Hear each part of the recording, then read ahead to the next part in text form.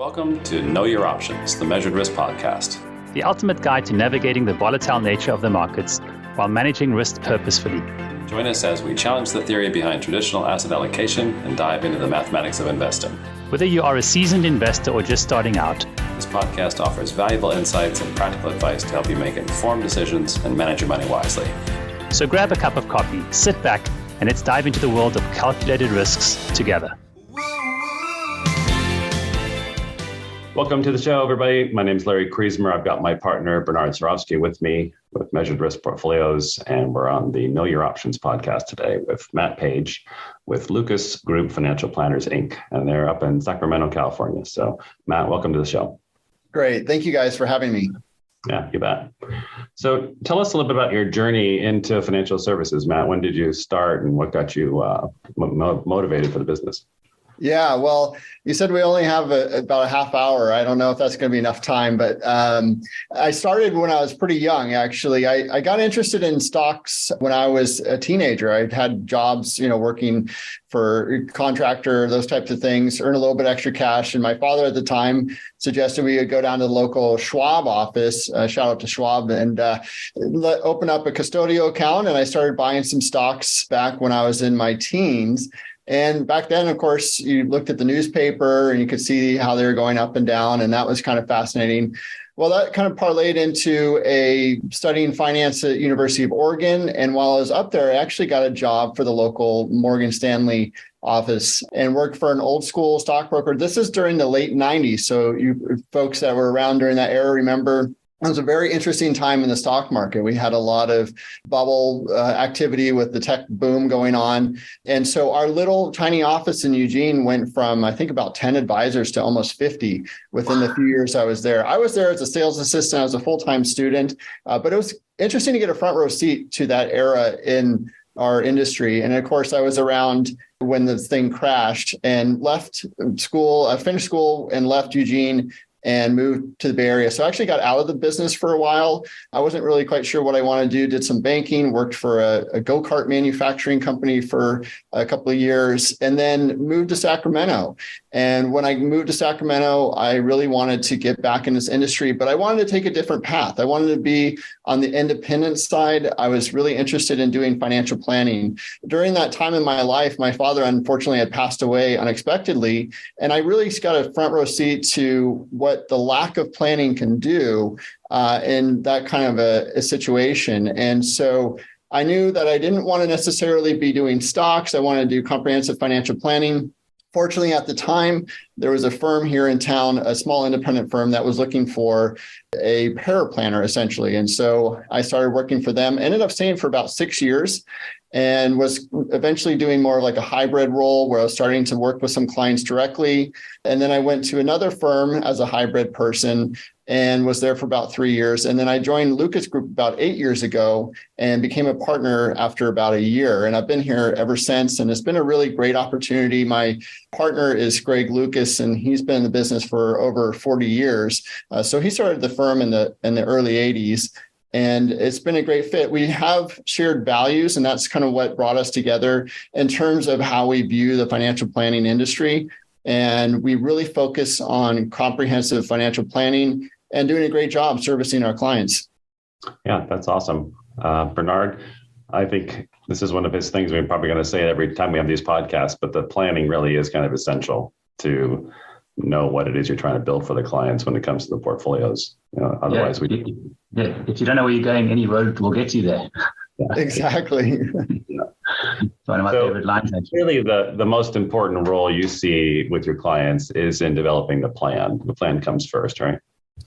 Yeah, we always start with the plan first. And as you folks know, and other advisors will know, a lot of times clients come to you with an itch that needs to be scratched. So we always make sure we address that itch. It could be, somebody passed away, they're about to retire, all those kind of things. But we really want to, once we've addressed whatever that itch may be, we take a step back and focus on their full financial lives. And I always use the analogy of it's kind of like a jigsaw puzzle. So when we're starting to work with a new client, we have all these pieces of the puzzle. And what our job with them is to turn the pieces of the puzzle and try to fit them all together and come up with a plan that's based around what their goals and needs are. And so every client that we work with, we're always starting with that. Now, we do have folks that call us and say, gosh, what's the latest stock tip? Or maybe, what should I be doing with silver? Or I've got money buried in my backyard, and all the kind of things that we come across in our business. But we always want to focus on the plan.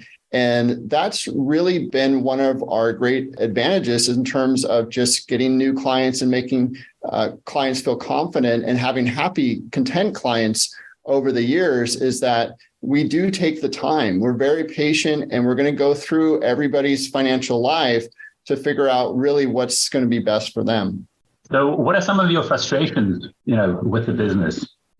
Yeah, it's kind of interesting. I mean, we have a really good practice. We're a growing business. So I don't have too much to complain about. I'm sure if I thought about it, I could come up with a few things. But, really at the end of the day, any complaints I would have are things that are quite frankly beyond my control. We see this with the markets or regulatory things that are kind of really beyond my control. But I got to say, at the end of the day, I really enjoy coming to the office. I enjoy the people I work with. I love our clients. They love us. And it's really been a great career to have. So there's no major itch, so to speak. Not for me, no. But I'm happy to scratch our clients' itches for sure. So is there anything you can share with us about how you actually are building portfolios for clients? What are the component parts, or how do you start with developing like earnings goal or a risk goal, or the combination of the two? Yeah, so our portfolio construction is about as interesting as watching paint dry. We believe in really focusing on what a client's needs are in terms of cash flow. So we do use that bucket method where we're using cash for short-term cash needs, and then bonds kind of a few more years out, and then stocks for longer term needs.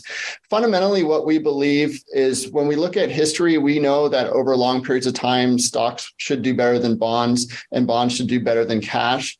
So that's really going to be our fundamental philosophy. But as we know, for folks that are in this business, people's risk tolerance is all over the map, and it can change based on what they had for breakfast. It can change about how they feel that day, what's going on in the markets.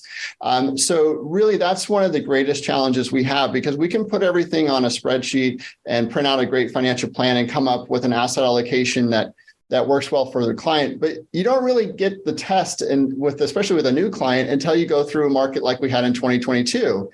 And, there's certainly life events that can happen. One of the things I learned early on in my career was that, a lot of clients will say liquidity or cash is not necessarily that important to them until all of a sudden it is. And usually it's from an unexpected event in their life. And so we want to make sure that we, as planners, know that these unexpected events are probably going to happen at some point in somebody's life. So we want to have some cushion set aside, so we're not having to scramble and sell stocks or bonds when the markets aren't cooperating. But quite frankly, if we drill down a little bit in terms of our asset allocation, what we're doing is just getting broad market exposure, mostly through index funds, ETFs. We do use a handful of active funds, but the majority of our portfolio, and this has evolved over the years, by the way. When I was first getting started in the business, most folks were using load-based mutual funds. There are a few stock pickers out there. The guy I used to work for in Eugene was an old school stock picker back in the day. But as we've evolved, we definitely just look for broad-based exposure. And then we do the typical. So we have model portfolios starting at like a 95-5. So 95% stocks, 5% bonds, cash, obviously for our younger, more aggressive type of clients. And then we go down all the way to, 20% stock allocation for some of our older clients.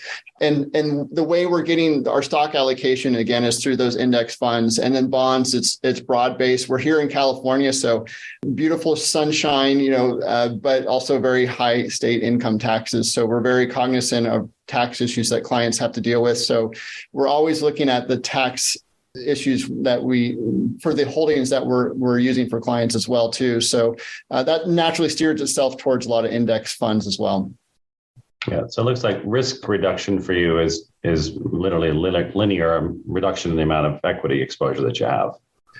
Exactly. Yeah. I mean, we know that we're making trade-offs, right? So if we have more in stocks, the portfolio should grow more over time, but people need to be comfortable with the volatility that they're going to experience.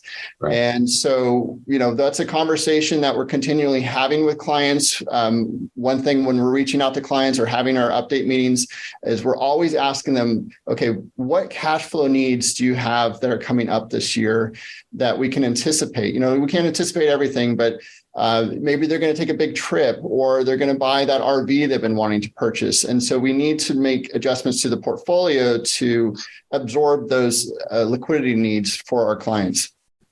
Yeah. So you were mentioning earlier how you started out with mutual funds and stock pickers, and there's kind of been this evolution of product available. Are you seeing any kind of further evolution in the products that are being presented to you out in the marketplace, or you kind of ETFs, managed mutual funds, that's kind of or do you see anything more out there? Well, Wall Street always likes to go and reinvent the wheel, right? I mean, we saw that with the SPACs this year. They take out these old tools and then they kind of promote them, and investment bankers can collect a lot of fees off that. But for us, like I said, it's very boring, plain vanilla. If we're fundamentally believing that, we're going to just do as well as the market overall over long periods of time, we're just really focused more on risk mitigation than anything else. So no, we don't do any of the exotic type of investments. I've seen those over the years kind of not work out. And like I was saying, and I know that there's some great companies that offer these and they're good, but also the liquidity issue sometimes becomes a problem. So what I've seen in the past is a lot of times you can have a product that is, negative correlation to stocks or bonds or whatever you have. But a lot of times you have to tie up your money. And like I said, an early lesson I learned in my career was that a client, you could explain all this to a client and they're say, okay, I'm okay with tying up my money for some portion of time. And then 6 months later, they have some sort of catastrophe. And now you're in this position where you're telling the client, well, you can't get all your money, or we can only liquidate quarterly and we have to wait till the board votes on how much they're going to liquidate, all these kind of other issues that play into that. So we just try to avoid that completely and focus just on stocks, bonds, cash. We look at commodities, we look at REITs, all those kind of things too. But it's really that classical asset allocation model that we're focused on. The modern portfolio theory, the Harry Markowitz kind of research back tested stuff. Cool. All right. Larry, looks like you had a question. Well, one of the questions we like to ask our guests is, to the extent that there is anything that does this to you, is there anything that keeps you up at night? When you go, I understand you're stoked to get in the morning, but like for instance, we had a pretty rough bond market last year, and it's one of those things. So again, if there's anything else, or what is it that might keep you up at night when you close the doors at night? Yeah, well, I have an 8-year-old son that likes to come in my bed every once in a while. So he keeps me up sometimes. But for the most part, not really. Last year was extremely challenging because of the bond market. Typically we're explaining to clients that bonds are the ballast of the portfolio. They're going to help weather the storm when the stocks, start getting crazy. But quite frankly, obviously, bonds were down double digits last year, and stocks were down. And yeah, cash was a safe asset class last year, and commodities did really well. But if you factor in inflation, cash really didn't preserve value like people think it did. So, we weren't necessarily losing sleep because, again, we're focused on that cash flow modeling. So we want to model what our clients are going to need for cash flow purposes and really kind of set that aside. And so, we weathered that storm, I think, as best as we could. Our clients are patient with us. They've been through, bad markets in the past, but the combination of poor performance for stocks and bonds was very unique. It's only happened a few times, as you guys probably know, in the last 100 years, where we get these double-digit negative returns. So, fortunately, we got that out of the way for the statistical, outlier out of the way, hopefully for a while. But yeah, it was certainly a challenging year, but fortunately, we seem to weather that okay. To what extent do you attribute or measure like dividends within your portfolio or sustainability of dividends? Does that play any role in your modeling, or is it something that it's just added to the overall return? Yeah, so I love dividends. I think it's great. We did have an allocation overweight to dividend paying stocks coming into 2022. It really just depends on where we are in the market cycle. So I think currently I do still like dividend paying stocks. We've all seen the charts that show, if you just invested in the S&P, your return over this period of time was X, but if you reinvested those dividends, it's Y, which is much higher. So I think dividends are important. But quite frankly, where we see ourselves now in this current market environment where values really outperform growth for a while, growth is starting to look more attractive. So we don't get married to any particular idea or concept. The markets are fluid. What worked last year isn't going to work this year. And so we're just making tweaks and adjustments, but we're not going all in on anything, right? We're not going from stocks to cash, backs to stocks, or we're not going all in with growth and not having any value. We're always going to have like a lot of different eggs in a lot of different baskets, like we tell our clients. Yeah. Well diversified. Two questions. First is custody. Where's your primary custody, or do you split it amongst a couple of custodians? So it's TD Ameritrade is our primary custodian. And they've been great to work with. We were a hybrid firm for a number of years. So we had a broker dealer. And then several years ago, we decided to become a RA only firm, fee only firm. And we selected TD as our custodian. Obviously, they're merging with Schwab, and that acquisition process continues to unfold. And like any change, there's been some headaches along the way. But lately, it seems like they've improved their servicing to us. The end user, the clients haven't really noticed much yet because their statements still see TD Ameritrade. The website still says TD Ameritrade. But for the most part, as big as those two firms are, it's been okay as far as the acquisition process. And follow up with like the portfolio construction tools. I assume you're not using an Excel spreadsheet. Do you use any of the off-rack type of things or Morningstar? Cocktail napkin and Crayolas. That's So we use iRebal, which is the TD product for portfolio construction. Certainly Morningstar is part of that for analysis. Black Diamond is our reporting software. So we're really happy with the suite of tools. We use Redtail as our CRM. It all integrates, the CRM and the Black Diamond and iRebal and all these kind of things. So that's one of the neat things in our industry, I think, over the last 20 years. It's just seeing how technology has gotten so much better. Because I remember when I did start 20 years ago, we did have financial planning software, but there were still a lot of spreadsheets going around, or Morningstar Principias and those kind of things. It was a much more manual process, which means more labor, to get reports out and those types of things and do analysis than it is today. It's really cool. Some of the tools we used to pay quite a bit for are now available through some of our vendors. We can get Morningstar access through Vanguard, for instance. It's pretty neat. Yeah. I didn't hear the planning software. I don't think any of those. Oh, eMoney. Yeah, we use eMoney. Great cash flow based process. And it ties in with our asset allocation because we're focused on cash flow needs when we're helping clients determine their asset allocation. And eMoney, for those folks that use it or are familiar with that, it's a very cash flow type of retirement planning software. So it works really well for us. Yeah. So you've got four platforms of software. And if you think it would be better if it was in one place, or are those components really approachable and workable for you? Yeah. And maybe there is a software out there that does it all. I haven't come across it just yet. That's like your custodian, your portfolio. But I get the feeling that, there's probably a reason why like a car company doesn't make Tupperware. Like, the companies are very good at what they do. And I think right now with what we have, we're very happy with the Black Diamond for reporting and our custodian and our eMoney and everything. So yeah, for us, what we're using now is great. Mm-hmm. So how about staff development? Any techniques there that you can share or that you don't want to share? I'm an open book. I'll share everything with you guys, all the trade secrets, So yeah, we've been very fortunate. We've got a great staff right now. We have our operations person. She's been here for over 10 years. She knows TD Ameritrade like the back of her hand. We have her name's Laura Jobe, and then we have Matt Jude, who's our paraplanner essentially. He's been here for about 5 years. And he's just gotten a CFP recently. He's kind of that Gen 3. So Greg Lucas, Gen 1, me, Gen 2. Matt Jude is looking like Gen 3, and very happy with how everybody is working together. And then we actually hired an intern just about a year ago from Sacramento State, has a personal financial planning program as part of their curriculum.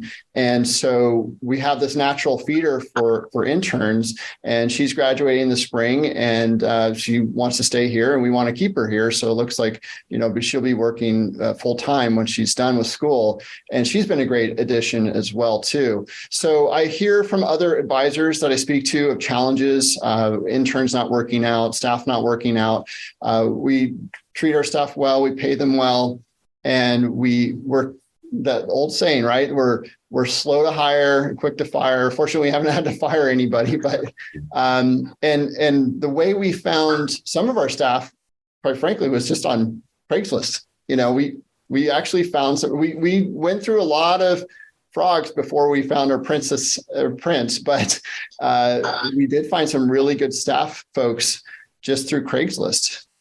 Yeah, that's actually pretty remarkable, Matt, because I'm sitting here and we use eMoney for financial planning. We use Redtail for our CRM. We are on TD Ameritrade primarily, and we use iReval for rebalancing, and we use Black Diamond for performance reporting. So, and we count our employees on Craigslist. We mutually checked really all the boxes. It's pretty, pretty fun. So pretty comedic almost. That's awesome. What else can we talk about? There's an open-ended question of if you could improve one thing in your practice. Do you think there's something that there's anything missing, or in the industry wide? Well, as far as industry wide, we're always trying to improve. The regulations, I think, are necessary. They don't feel as cumbersome now that we don't have a broker dealer. We're seeing a lot of consolidation. So that, my partner and I, quite frankly, have had that conversation as far as they're looking at bigger firms. But at the end of the day, like I was talking about early on, complaints and really things that we can't control are things that maybe I would complain about if I did. One thing we can control is whether we sell to a bigger firm or not. So we like having control. We like being able to decide who we're going to use for a custodian and a reporting software, and if we're going to go to this conference or that conference or whatever. So, that's not really an ongoing conversation in terms of acquisitions, but I've seen a lot of it out there.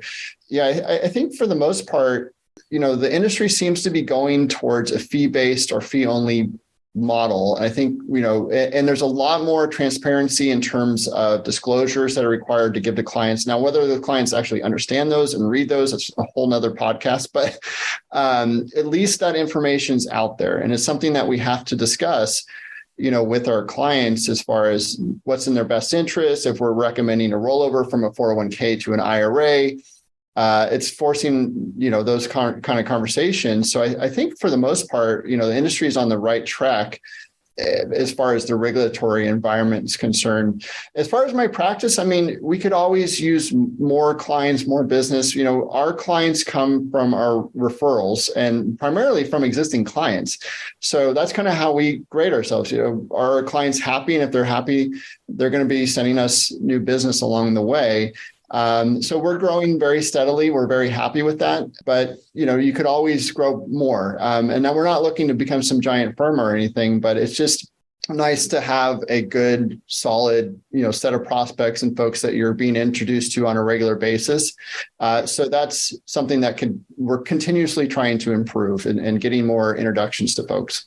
Do you have any kind of marketing plans or like seminar things that you do or anything like that, or what are your initiatives in that space, if any? Well, I'm out on the street holding a sign, spinning the sign around, every few weeks. We'll work for food. Yeah, exactly. Well, so we actually are part of a marketing program, the Academy of Preferred Financial Advisors. We've been part of this program for a number of years.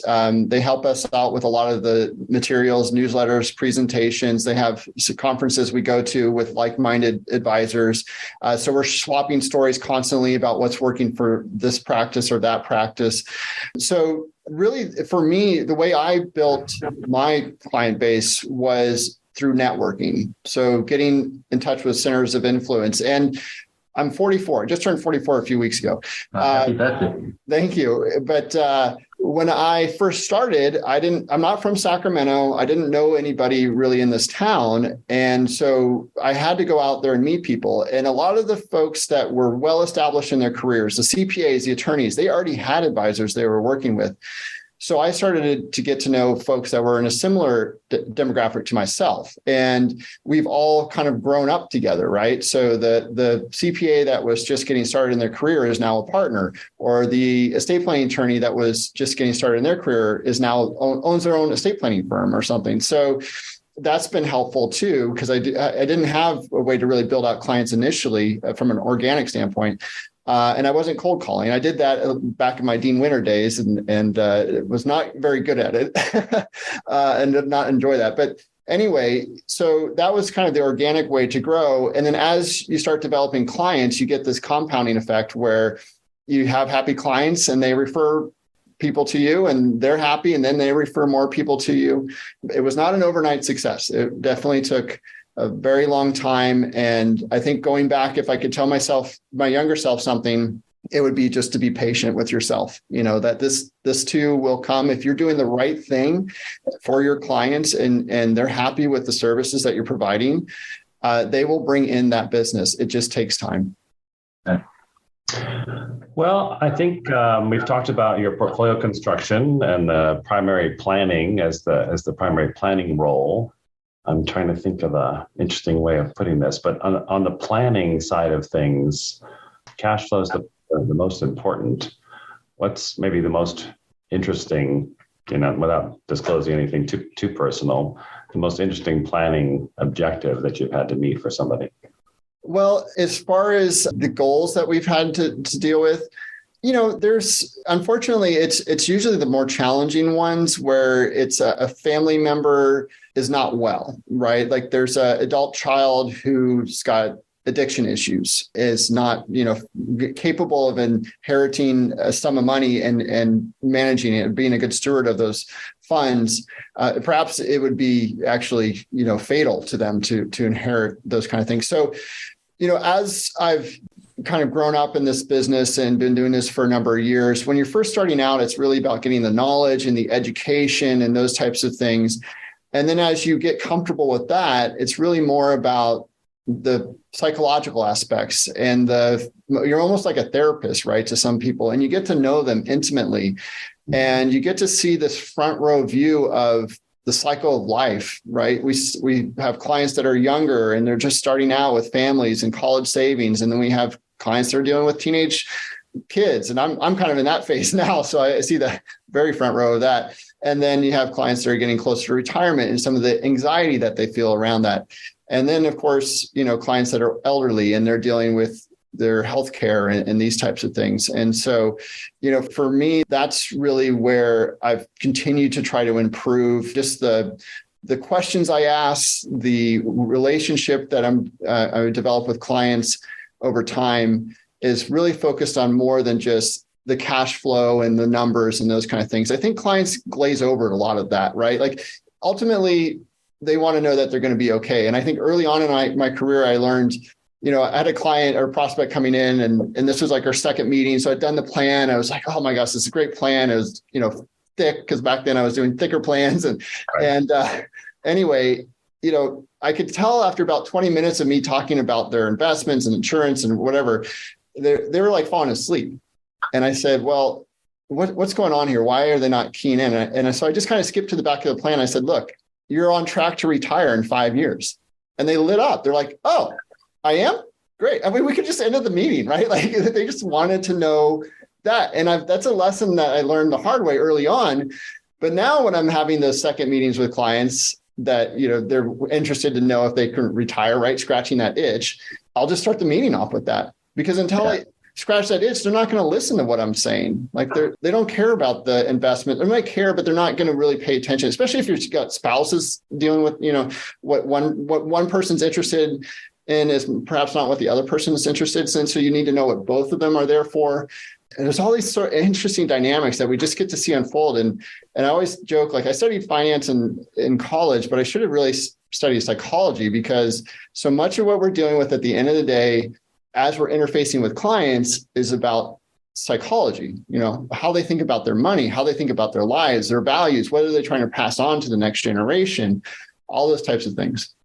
I think there's a fascinating, that may be the single best gem you've just shared with us, frankly, is, get to the point and make a recommendation, or at least validate what something's happening. Because I probably suffer from sometimes assuming that if I give a client a lot of information, they'll come to a good conclusion, and not realizing that, no, they don't really want to make that information. They would rather just be told what needs to be done. So getting to the point and getting it solved is important. Keep it sweet and simple, right? The KISS principle.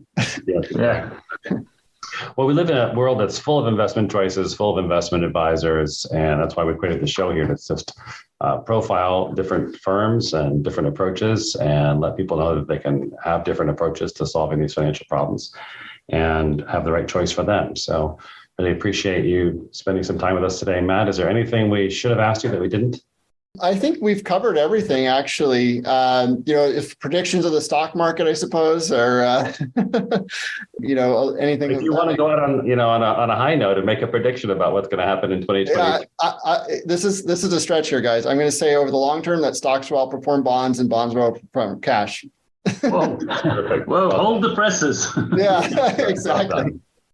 All right, guys. Well, thank you so much for having me on today. We can't finish on a better note than that. So we'll wrap it up for today. And thanks very much for coming, Matt. All right. Take care, guys. This interview also may contain statements that constitute endorsements of measured risk portfolios, also known as MRP. Please note that any such statements are not made by clients of MRP, but by representatives of other investment advisory firms that work with MRP. No compensation was offered or given in exchange for these statements. However, a conflict of interest exists due to the incentive to give an endorsement in the interest of a good future working relationship between the endorser and MRP.